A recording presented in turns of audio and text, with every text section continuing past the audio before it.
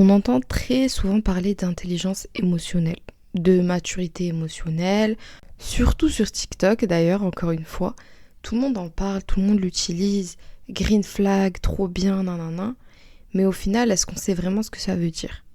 Ça m'intéressait de ouf de savoir ce que ça voulait dire, intelligence émotionnelle, parce que je pense qu'on l'associe trop rapidement au fait d'être empathique. Mais tu peux très bien être empathique et pas du tout intelligent émotionnellement parlant. Et c'est pour ça que j'ai l'impression qu'il y a l'amalgame qui se fait souvent sur ce terme. Du coup, j'ai fait quelques recherches à ce sujet parce que être empathique, ça veut pas forcément dire que tu as une bonne intelligence émotionnelle. Et du coup, voilà, hein, si tu veux savoir si toi tu es intelligente émotionnellement parlant, reste ici parce que c'est exactement le thème de ce podcast. Assalamu alaikum meko, j'espère que vous allez bien. Bienvenue dans Café Confidence, podcast présenté par Sheima. Et écoutez, je suis trop contente de revenir. Du coup, je vais faire un petit warning. Je sais pas comment appeler ça. Mais en gros, s'il y a des semaines où je suis pas là, c'est normal. Parce qu'en fait, le souci, c'est que je vous ai trop hypé et je vous ai trop dit que j'allais sortir des podcasts chaque semaine. Déjà, j'ai pas tenu plusieurs de mes promesses et je m'en excuse. Du coup, voilà, si je sors pas un podcast, c'est normal. Dans tous les cas, je reviendrai à un moment ou à un autre. C'est pas définitif, voilà. Je reviens dans 1 semaine, 2 semaines, 1 mois, 3 mois. Je reviens dans tous les cas. C'est juste que parfois, j'ai du mal à faire tout ce que j'ai à faire et à faire les podcasts en même temps. Parce que mine de rien, ça demande un peu d'énergie sociale de parler pendant 40 minutes. Et parfois, j'ai pas cette énergie. Parfois, vraiment, juste répondre à des messages, ça me demande énormément d'énergie, c'est une dinguerie. Je vous jure, je peux être à 100%, genre en batterie. Je réponds à quelques messages et je passe à 50%. En plus, il y a ce truc où parfois je suis un peu triste et tout. J'arrive pas à faire des podcasts quand je suis déprimée, quoi. Moi, je veux donner un peu de bonne humeur, quoi. Pourquoi je me justifie, on sait pas. En tout cas, aujourd'hui, nouvel épisode de podcast. Je suis trop contente de revenir sur un sujet d'ailleurs qui m'intéresse beaucoup et sur un sujet qui vous parlait beaucoup, vous aussi, sur le sondage que j'ai mis dans mon canal Insta. N'hésitez pas à venir sur Instagram. N'hésitez pas à rejoindre les VIP qui sont dans le canal, qui connaissent très souvent les coulisses, si je puis me permettre. Et ouais, du coup, l'intelligence émotionnelle, c'était le sujet qui vous intéressait le plus parmi tous les sujets. Et même moi, c'est un sujet qui m'intéresse de fou. Parce qu'en soi, on parle très souvent d'intelligence. Mais qu'est-ce que c'est l'intelligence? Carrément, je voulais trop faire un podcast juste sur qu'est-ce que ça veut dire être intelligent. Il y a tellement de types d'intelligence différentes. Et on parle très souvent du QI, du quotient intellectuel. Mais il y a aussi le quotient émotionnel, le QE. Et en vrai, je trouve que c'est très important, voire plus important, je sais pas, mais en tout cas, c'est au moins autant important que le quotient intellectuel parce que c'est tout simplement relié à toutes tes relations, c'est tout simplement relié à même la vie en société. Et c'est intéressant, je trouve, parfois de s'appuyer là-dessus parce que ouais, il y a des gens qui sont très intelligents et ils ont un quotient intellectuel très élevé, Allah barak, tu le vois juste à leur manière de réagir, à leur façon de parler, à leur façon de raisonner, etc. Mais pour ce qui est du quotient émotionnel, tu vois, parfois ça craint. Et je trouve que c'est cool de travailler les deux, tout simplement. Du coup, voilà, on va en parler dans cet épisode. Et on va voir si on est vraiment intelligent émotionnellement parlant. Parce qu'on a trop tendance... Là, je m'adresse surtout aux personnes sensibles, comme moi. Que ce soit les personnes sensibles, très sensibles, hypersensibles. Tout ça, ça veut pas forcément dire avoir un grand quotient émotionnel. Tu vois, parce que moi-même, je faisais l'amalgame avant. Par exemple, du coup, j'ai fait mes recherches et je suis pas la plus intelligente émotionnellement parlant.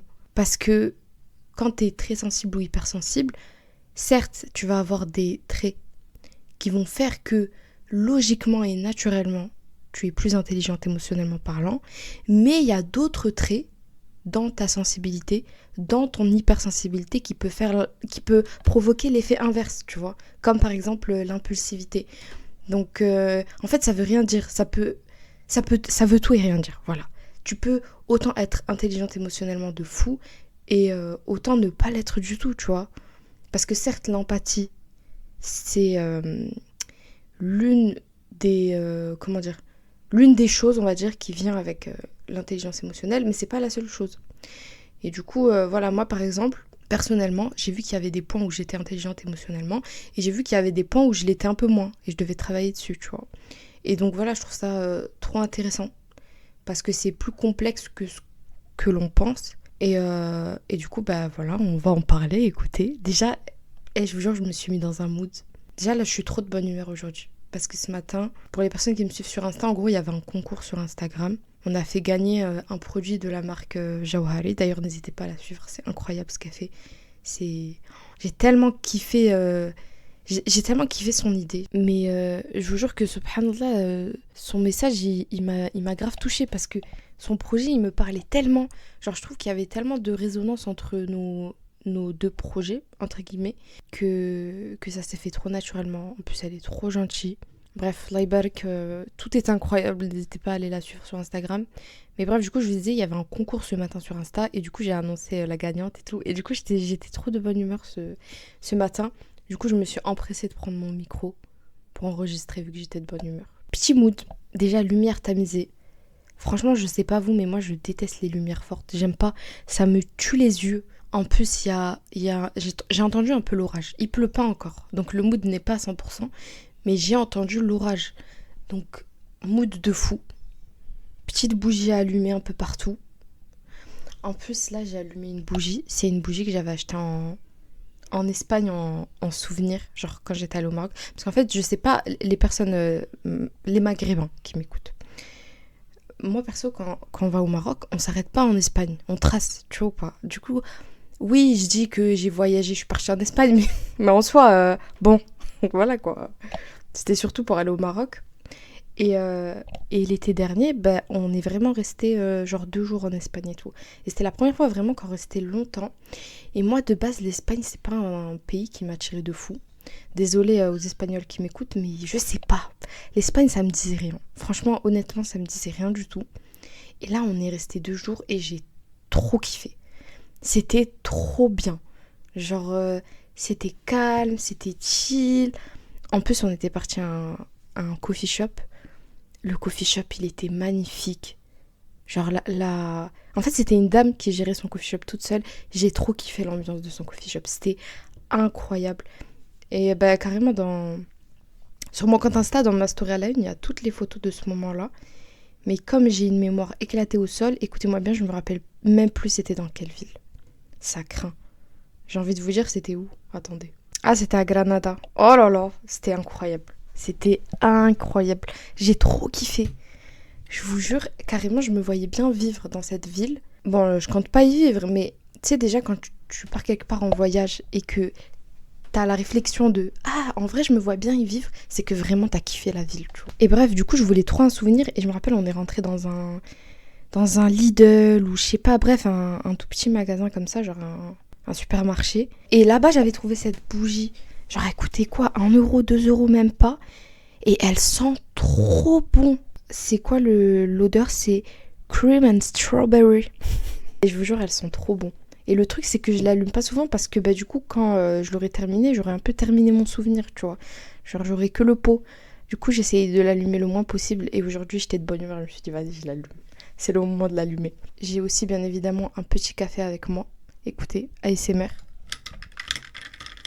Oui, on est en janvier et je bois encore des cafés froids. En fait, je trouve que les iced coffee, ils ont un charisme que les cafés chauds n'ont pas. Genre, je sais pas, c'est mieux. J'aime beaucoup les cafés chauds aussi, mais pour moi, il n'y a rien de mieux que les cafés froids. Même s'il fait froid, c'est pas grave. Et en plus, je parle beaucoup. Ma foi, c'est le but d'un podcast. Mais je me rappelle qu'à l'époque... Enfin, à l'époque... Ça fait tellement longtemps que j'ai pas enregistré un podcast que j'utilise des termes.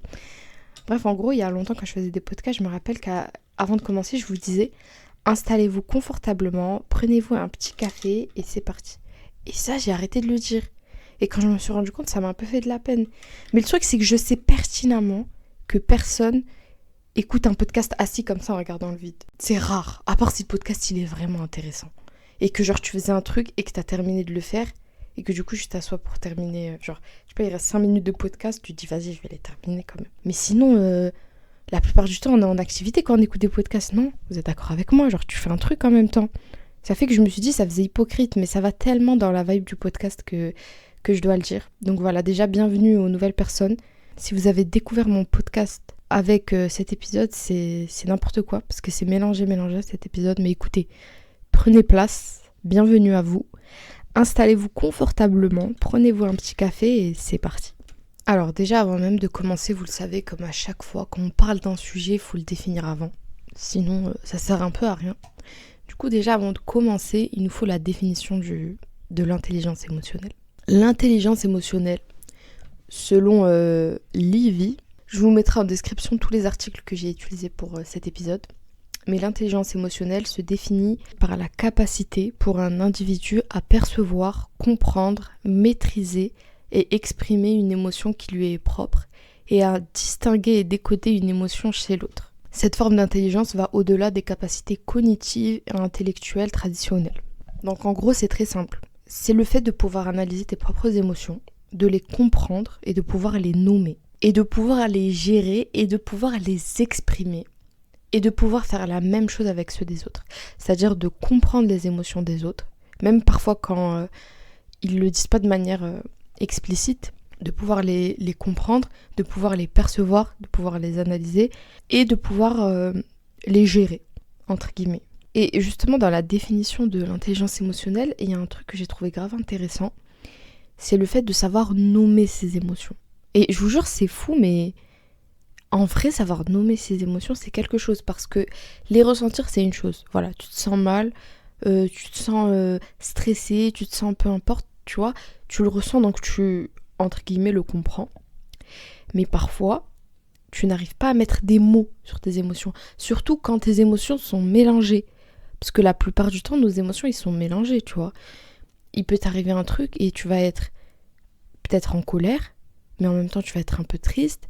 En même temps, tu vas ressentir un peu de l'incompréhension. En même temps, tu vas te sentir un peu anxieux. Et tu sais, quand tes émotions, elles sont mélangées comme ça, t'arrives pas à les nommer. Et t'arrives pas à les dissocier l'une de l'autre. Et ça fait que parfois, tu peux même ne pas capter ce qui t'a ramené à cette émotion-là, ou à ces émotions-là. Vous voyez ce que je veux dire ? Genre, il y a un truc qui a forcément déclenché ces émotions, mais comme, je sais pas, dans ta journée, il se sera passé plein de choses, mais tu vas pas capter que c'est ce moment-là qui a déclenché tes émotions, et peut-être même que tu vas penser que c'est quelque chose qui s'est passé 2 heures après, qui a fait déborder la goutte dans le vase, là, et tu vas penser que c'est ça. Et bref, je trouve ça trop intéressant, parce que l'intelligence émotionnelle, c'est aussi pouvoir les nommer, les comprendre et les gérer, tu vois.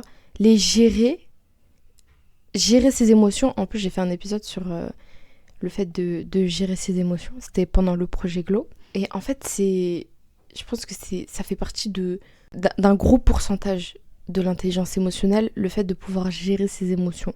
Le fait d'être triste de fou, de légitimer sa tristesse, de pouvoir être triste, mais de pouvoir gérer sa tristesse, de pas la laisser prendre trop d'ampleur. Pareil pour sa colère. De se laisser être en colère, mais pas face aux gens, enfin, de savoir maîtriser sa colère. Vous savez, je trouve que c'est trop stylé de maîtriser sa colère. C'est trop la classe. Genre vraiment, vous voyez, moi je pense aux pranks sur TikTok, bon, je sais pas, ça se peut, c'est des mises en scène, j'en sais rien. Mais vous voyez, quand il y a des gens dans les pranks qui ont de la patience, qui maîtrisent leur colère, je trouve ça tellement stylé. Parce que je trouve qu'il y a une différence entre quelqu'un qui se met en colère, pas souvent, mais on va dire plus que quelqu'un d'autre, mais qui à chaque fois va gérer sa colère, que quelqu'un qui ne se met jamais en colère, mais qui va se mettre en colère une fois et qui va pas gérer sa colère. Vous voyez la différence entre les deux ou pas ? C'est-à-dire que la personne qui ne ressent pas forcément de colère, elle est comme ça naturellement. Donc c'est pas un effort pour elle de gérer sa colère. C'est normal. C'est pas une émotion qu'elle va beaucoup ressentir.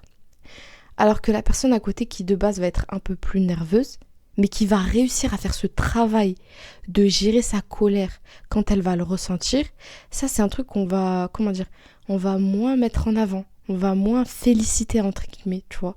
Alors que le travail est plus grand vu que c'est plus une épreuve pour cette personne-là, vous voyez ou pas ?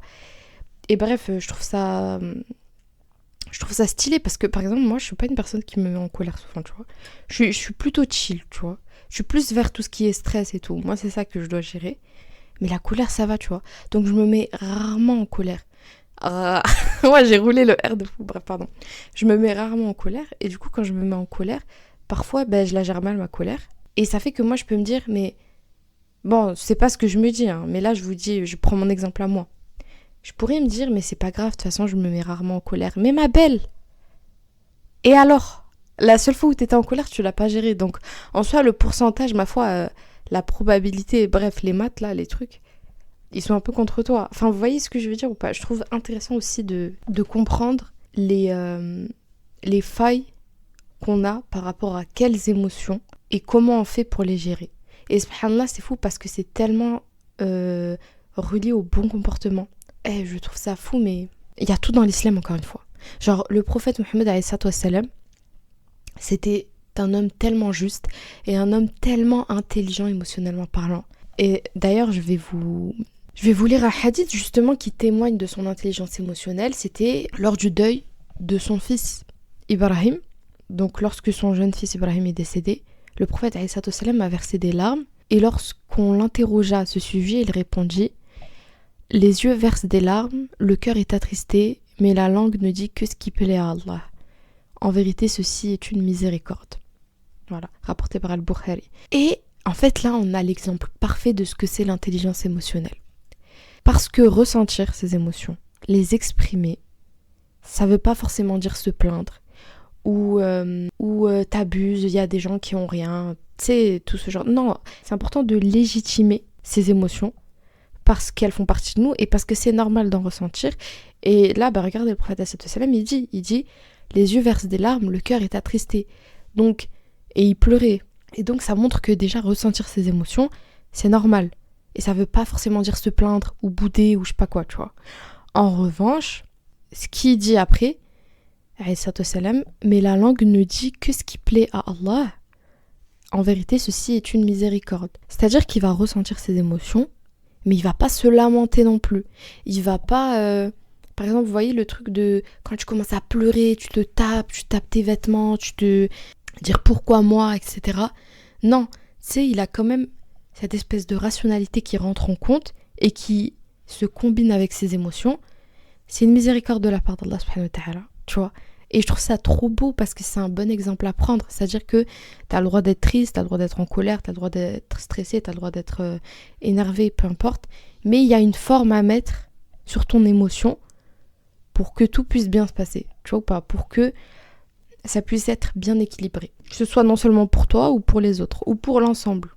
Le truc qui est cool aussi, c'est que non seulement avoir une intelligence émotionnelle, ça va t'aider dans tes relations, ça va t'aider en société comme on a dit, mais ça va aussi t'aider toi et ta santé mentale. Parce que réussir à mieux gérer tes émotions, ça va t'aider à mieux te comprendre et donc mieux gérer ta santé mentale. Et souvent, dans le concept d'intelligence émotionnelle, on regroupe 10 compétences, ok ? Il y a 10 compétences émotionnelles et j'avais envie qu'on les voit ensemble. Déjà, il y a 2 niveaux par rapport à ces compétences. Il y a, comme on a dit, les compétences qui vont cibler tes propres émotions, donc l'intelligence émotionnelle individuelle, et il y a les compétences qui vont cibler les émotions d'autrui, donc intelligence socio-émotionnelle. Bref, et du coup, ça fait 10 compétences si tu regroupes les compétences que tu as pour toi individuellement et celles que tu as pour les autres, vous voyez ? Mais en gros, il y a 5 compétences x 2. Voilà.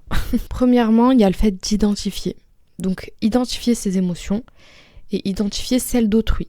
Donc, nommer ses émotions. Ensuite, il y a le fait de les comprendre. Comme on l'a dit tout à l'heure, les déclencheurs, les causes, les croyances et les besoins impliqués dans ces émotions et celles des autres. Ensuite, il y a exprimer ses émotions. C'est-à-dire, là, on reparle d'impulsivité, c'est-à-dire exprimer ses émotions d'une manière constructive. Et écouter celle des autres, tu vois. C'est-à-dire, est-ce que quand, par exemple, tu vas être vexé, tu vas te renfermer sur toi-même, tu vas plus parler du tout, tu vas bouder, ou à l'inverse, tu vas crier, tu vas parler mal, tu vois. Là, on est dans un juste milieu, encore une fois, c'est-à-dire, t'exprimes tes émotions, mais d'une bonne manière, d'une manière constructive, et tu vas aussi écouter celle d'autrui, même si t'es pas forcément d'accord sur le moment. Ensuite, il y a le fait de réguler ses émotions. Donc voilà, c'est-à-dire, tu vas faire redescendre le tout, tu vas réguler tes émotions et tu vas aussi accompagner les autres à réguler les leurs. Et pour terminer, il y a utiliser ses émotions et s'appuyer sur celles d'autrui au service du bien-être et des objectifs communs. C'est-à-dire qu'en gros, imaginons c'est une dispute, imaginons une dispute dans un groupe d'amis ou dans une équipe de travail, ou dans un couple, ou dans un projet, peu importe. C'est en gros de servir de tes émotions d'une bonne manière pour le bien commun. Tu vois, c'est coopérer, trouver une manière de mieux communiquer, etc. Tu vois, c'est trouver une solution. Bref, du coup, voilà. Et en gros, ces compétences-là, c'est les compétences qui regroupent ce qu'on appelle intelligence émotionnelle. C'est pour ça que c'est important de savoir les aspects où on pense être plutôt bien et les aspects qu'on pourrait potentiellement travailler pour avoir une meilleure intelligence émotionnelle. Parce que je trouve que plus tu as une bonne intelligence émotionnelle, plus la vie est facile. Voilà. Plus la vie est facile parce que ça a l'air trop simple d'être... Enfin, ça a l'air... Tu vois, c'est du travail d'être intelligent émotionnellement parlant. Je pense d'ailleurs qu'il y a plein d'épreuves par lesquelles on passe qui nous aident, subhanallah, à la développer. Mais une fois que tu as développé assez d'intelligence émotionnelle, je pense que ça te simplifie beaucoup la vie. Ça te simplifie énormément de choses. Parce qu'en plus, même dans le cas où toi, tu es intelligent émotionnellement parlant et tu fais de ton max, même si au final, la situation globale, elle s'améliore pas, toi, tu vois, tu as fait les causes. Tu as fait ce que tu pouvais faire pour faire en sorte que la situation aille au mieux. Donc, ça t'enlève un espèce de poids, ça t'enlève une charge, parce que tu sais que tu as fait ce que tu pouvais faire. Je voulais parler d'un autre truc aussi que je trouvais trop intéressant. C'est un truc qui peut paraître tellement logique, mais subhanallah, je trouve ça fou. C'est le fait de comprendre l'utilité de chaque émotion. C'est-à-dire que le fait d'avoir des émotions, ça nous aide à ressentir, et ça nous aide aussi à réagir face à des contextes spécifiques. Je vais vous donner un exemple, vous allez comprendre directement. Par exemple, la peur. Souvent, quand tu as peur, tu vas faire quoi ? Tu vas fuir, ok ? Et donc, du coup, qu'est-ce que ça va faire ? Ça va t'aider à éviter les dangers. Tu vois ce que je veux dire ? Ça va te donner un espèce d'instinct de survie. La colère, par exemple, quand tu vas être en colère, qu'est-ce que tu vas faire ? Tu vas attaquer. Donc, ça va t'aider à surmonter les obstacles, à surmonter les injustices, les comportements d'autrui qui peuvent être inacceptables.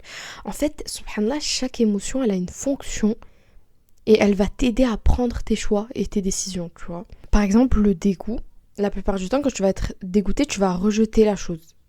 Et donc, tu vas mettre à distance ce qui peut ne pas être bon pour toi. Exemple tout simple, t'as du pain moisi chez toi. Si tu ressentais pas le dégoût, ben tu l'aurais mangé. Et tu serais malade et peut-être que voilà. Mais le fait de ressentir le dégoût, ça te protège. Et c'est pareil pour les émotions positives. Par exemple, la joie. Quand tu te sens joyeux, t'as tendance à être plus ouvert. T'as tendance à plus t'approcher. Enfin, je sais pas comment expliquer, c'est bizarre, mais quand t'es triste, tu vas avoir tendance à t'isoler. Et quand t'es joyeux, tu vas avoir tendance à t'ouvrir. D'ailleurs, subhanallah, je vous ai dit au début du podcast, j'étais de bonne humeur, du coup, je suis venue vite faire un podcast. T'as tendance à t'ouvrir, et donc du coup, la fonction c'est quoi ? C'est que t'as de l'énergie pour continuer sur cette voie, pour percevoir de nouvelles opportunités, et pour pouvoir partager des choses aux autres. Là, c'est une dinguerie. Mais tu vois, ce que je veux dire, c'est qu'en fait, chacune de tes émotions, elle va t'aider. Après, bien sûr, faut les utiliser à bon escient. Mais les émotions, c'est... Subhanallah, c'est fou. C'est fou comment tout est bien fait, comment... Subhanallah. Je voulais vous en parler tout simplement parce que je trouve ça extrêmement intéressant. Maintenant qu'on sait un peu plus c'est quoi l'intelligence émotionnelle, je voulais trop qu'on voit si on l'est. Et donc je vais vous donner 7 signes qui prouvent que tu as potentiellement une haute intelligence émotionnelle. Je trouve ça intéressant. Comme ça, on sait un peu. Et d'ailleurs, ces 7 traits d'un quotient intellectuel émotionnel élevé, ils ont été recherchés, si je puis me permettre, par Harvard. Ok ? Donc il y en a 7. Premièrement, comme on l'avait dit au début du podcast, il y a l'empathie. Donc être empathique, c'est bien plus que compatir. C'est capter, souvent sans mots, les émotions sous-jacentes d'une personne. La tristesse derrière un sourire forcé, l'angoisse dans une voix trop posée. Camille Lefebvre, formatrice en communication interpersonnelle, raconte « J'ai travaillé avec un cadre qui semblait toujours serein. Un jour, j'ai remarqué qu'il tripotait son stylo de manière compulsive pendant les réunions. En lui parlant avec bienveillance, il a fondu en larmes. Oh, miskin. Il traversait une séparation difficile. C'est cette attention aux détails émotionnels qui change tout. L'empathie authentique crée un climat de confiance où les gens se sentent vus et non seulement entendus. » Ok, donc ça c'est le premier point, l'empathie. Deuxième point, la maîtrise de soi. Rester soi-même sous pression. Dans un contexte professionnel tendu, la première réaction est souvent la colère, la frustration ou le retrait. Ceux qui possèdent une forte maîtrise de soi, eux, marquent une pause. Ils ne répriment pas leurs émotions mais les observent avant d'agir. Tomari Vieres, chef de projet dans une entreprise tech, se souvient: j'ai un collègue qui a publiquement critiqué mon travail lors d'une présentation. J'ai senti la colère monter, mais au lieu de répliquer, j'ai respiré profondément et demandé: peux-tu m'expliquer ce qui te dérange exactement ? Bra. Cette simple question a désamorcé la situation. La maîtrise de soi n'est pas de la passivité, c'est du pouvoir canalisé. Tu vois, c'est de ça dont je vous parlais tout à l'heure quand je disais les gens qui arrivent à maîtriser leurs émotions. Je trouve ça trop stylé. Genre, je trouve ça incroyable. Voilà, et subhanallah, encore une fois, c'est dans l'islam, mais le fait... Et en fait, regardez, il y a une phrase que j'ai trouvée très intéressante, c'est: la maîtrise de soi n'est pas de la passivité, c'est du pouvoir canalisé. Tu vois, elle est là la différence. C'est pas que genre tu réponds pas, non. C'est que tu réponds d'une manière calme, où tu gères tes émotions, où tu rentres pas dans son jus, tu vois. Et je trouve ça trop incroyable. Bon, je voulais dire un truc, j'ai oublié. Mais bref, du coup, deuxième point, la maîtrise de soi. Troisième point, la sensibilité sociale. Lire entre les lignes des relations. La sensibilité sociale, c'est l'intuition des dynamiques de groupe. C'est savoir qu'un silence dans une réunion n'est pas forcément de l'ennui, mais parfois de la réticence collective. Oh là là, ça me rappelle des souvenirs. Ça me rappelle des souvenirs dans ma licence de communication purée. C'est comprendre que tel collaborateur ne parle pas parce qu'il se sent exclu et non parce qu'il n'a rien à dire. Léa Moreau, responsable RH dans une start-up, explique: dans une équipe nouvellement formée, j'ai vu que 2 membres évitaient tout contact visuel. J'ai organisé un moment informel autour d'un café. En 10 minutes, j'ai compris qu'il y avait un malaise non dit. En les aidant à s'exprimer, on a évité des mois de tension. Ce genre de vigilance prévient bien des conflits. Ok, ça c'était le 3e point, donc la sensibilité sociale. 4e point, la curiosité émotionnelle. S'intéresser aux autres, vraiment. Les personnes à haut QI émotionnel ne se contentent pas de dire « comment tu vas » par politesse. Elles posent des questions ouvertes, écoutent activement et cherchent à comprendre ce qui motive, inquiète ou enthousiasme l'autre. J'ai remarqué que mon associé prenait systématiquement du retard sur ses livrables, raconte Samir Benjloul, entrepreneur. Au lieu de le sanctionner, je lui ai demandé ce qui se passait. Il traversait une dépression. On a réorganisé son planning et aujourd'hui, il est plus productif que jamais. Cette curiosité sincère renforce les liens et humanise les relations professionnelles. Incroyable. Vous voyez pourquoi c'est un green flag, l'intelligence émotionnelle ? Parce que ça facilite tellement de choses. Je me rappelle de ce que je voulais vous dire tout à l'heure. Je voulais parler de la maîtrise de soi, là. Donc, quand le mec s'est fait... on lui a lancé une pique, là, pendant la réunion, et qu'il a répondu calmement. C'est que je trouve que, par exemple, s'il avait crié... Bref, tu vois, s'il se serait mis en colère, il se serait levé, tu sais, comme dans les films, il aurait jeté des papiers partout et tout. Je trouve que, en plus du fait que tu rentres dans son jeu, tu t'énerves, il gagne, tu vois, parce que c'était ce qu'il voulait. Il y a aussi ce truc où il y a certaines personnes qui vont penser que c'est la bonne manière de réagir. Bon, après, là, encore une fois, c'est que mon avis, mais bon, ça participe aussi au bon comportement en islam. Mais le fait de se dire j'ai une grande gueule, je suis comme ça, genre j'ai un fort caractère, on peut pas me changer. S'il vous plaît, avoir un fort caractère, ça veut pas dire crier à tout bout de champ, ça veut pas dire être impoli à chaque fois que quelqu'un va te faire un reproche. Il y a une limite et je trouve ça dommage que pour certaines personnes, avoir un fort caractère, ça veut dire crier. Pour moi, là, ce que la personne a fait, tu sais, le fait de maîtriser ses émotions, c'est ça, avoir un fort caractère, tu vois. C'est le fait de, ok, ça t'a énervé, mais t'as réussi à le calmer. Et c'est plus difficile de faire ça que de se lever et de s'emporter et de crier. Vous voyez ou pas ? Voilà, c'est ça que je voulais dire. On reprend où on en était. Trait numéro 5, l'optimisme. Une posture stratégique, pas une naïveté. L'optimisme, dans le cadre du quotient intellectuel émotionnel, n'est pas de l'ignorance des problèmes, mais la conviction qu'on peut y faire face. C'est une forme de résilience active. Chloé Dubois, directrice d'un centre médico-social, témoigne: pendant la crise sanitaire, notre équipe était épuisée. Je n'ai pas dit que tout allait bien. J'ai dit on est fatigué mais on tient et chaque jour on sauve des vies. Ce discours, ancré dans la réalité mais tourné vers l'action, a permis de maintenir le moral. L'optimisme émotionnellement intelligent reconnaît les difficultés tout en gardant le cap. Incroyable, j'aime trop. En fait, ça revient à un point que j'avais dit dans un des épisodes, je me rappelle plus c'est lequel, mais c'est le fait d'être optimiste sans être dans le déni et sans rentrer dans un espèce de la vie est rose, de tout va bien, de fermer les yeux à chaque problème. Tu vois ou pas? Ça, pour moi, c'est pas de l'optimisme. C'est du déni, c'est... Voilà. Et ça peut être même toxique. Et il faut pas rentrer dans le piège ou se dire que c'est la bonne manière de faire. Moi, au moins... tu vois, en fait, fermer les yeux face au problème, c'est jamais de l'optimisme, tu vois. Mais essayer de faire son max face au problème et essayer de garder une attitude optimiste, c'est autre chose. Ensuite, autre point, la capacité à inspirer, motiver sans forcer. Les leaders à haut quotient intellectuel émotionnel ne commentent pas. Ils entraînent. Ils savent mobiliser autour d'une vision, pas par autorité mais par influence.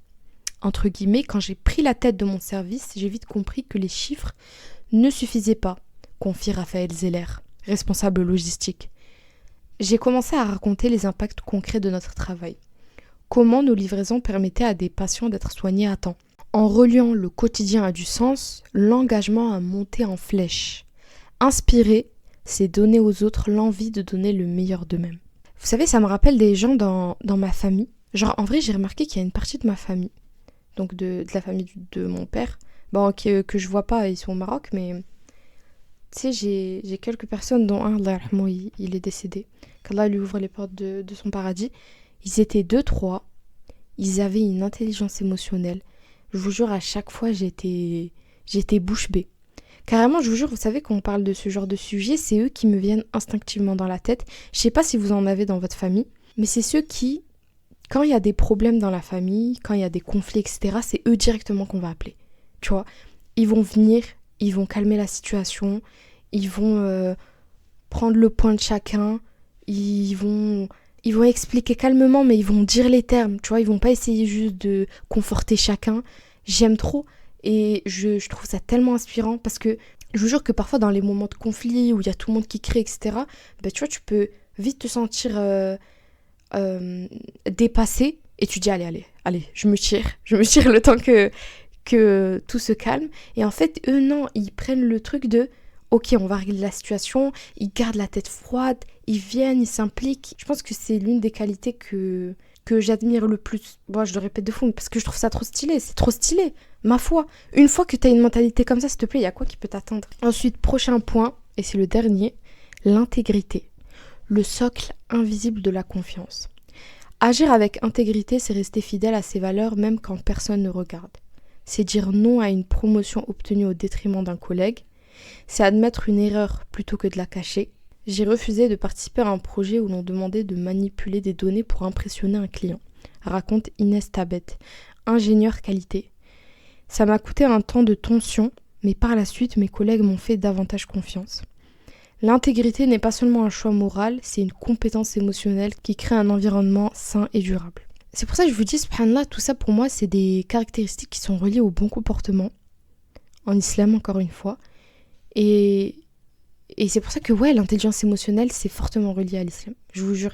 D'ailleurs, ça n'a rien à voir ce que je vais dire là, mais justement, l'année dernière, pendant le ramadan, j'avais fait une série de 10 épisodes, il me semble, sur le bon comportement en islam. Bon, bien sûr, c'est pas complet du tout, mais si vous voulez aller les écouter avant le ramadan qui arrive, n'hésitez surtout pas. Parce que, subhanallah, c'est fou comment tout est relié, tu vois. Du coup, voilà, je vais vous redire chacun des points, et maintenant qu'on les a expliqués, et voilà, essayez de voir si vous pensez que vous les avez tous, vous en avez quelques-uns, etc., etc. Donc, numéro 1, l'empathie. Numéro 2, la maîtrise de soi. Numéro 3, la sensibilité sociale. Numéro 4, la curiosité émotionnelle. Numéro 5, l'optimisme. Numéro 6, la capacité à inspirer. Et numéro 7, l'intégrité. Voilà. Et maintenant, avant de terminer le podcast, ça fait déjà pas mal de temps que j'enregistre. Je voulais terminer par une chose, c'est comment faire pour développer son intelligence émotionnelle, tout simplement. On a vu ce que c'était, on a vu est-ce qu'on l'était, et maintenant on va le développer. Waouh, les rimes et tout. On va voir ensemble comment faire. Donc là, j'ai un nouvel article. Comme je vous dis, je vais tout vous mettre en description.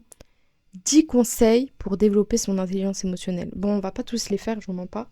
Mais pourquoi pas en faire 5? On va en faire 5.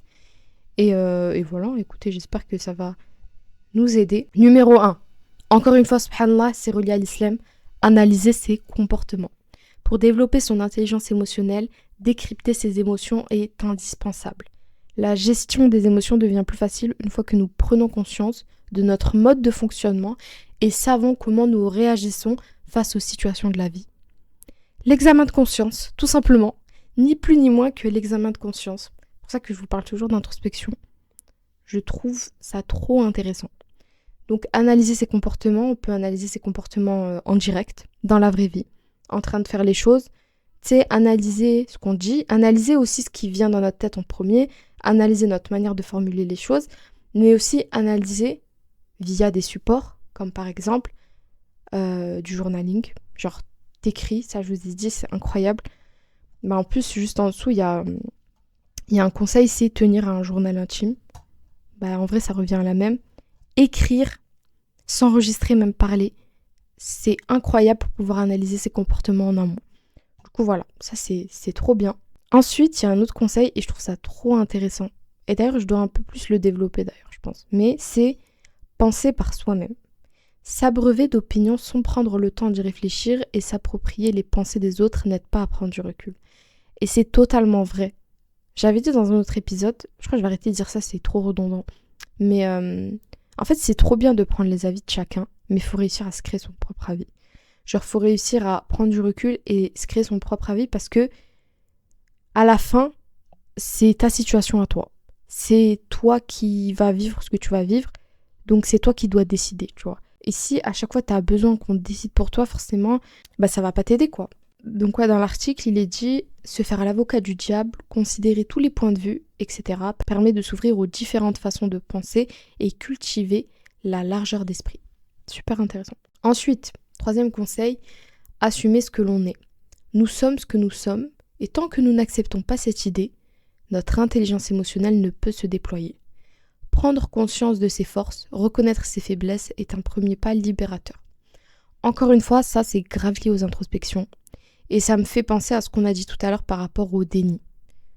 Tu vois, le fait de mettre des œillères, le fait de cacher ses yeux, ça me fait penser à ça, tu vois, la phrase « nous sommes ce que nous sommes » et tant que nous n'acceptons pas cette idée, notre intelligence émotionnelle ne peut se déployer. C'est vraiment un plafond de verre. Genre le fait d'être dans le déni, le fait de ne pas accepter un défaut qu'on a par exemple, le fait de ne pas prendre conscience de certaines choses, forcément ça te met dans une boîte et tu peux pas en sortir tant que t'acceptes pas certaines choses, tu vois, qui peuvent piquer mais qui sont vraies. Il y en a un, c'est apprendre à ne pas juger.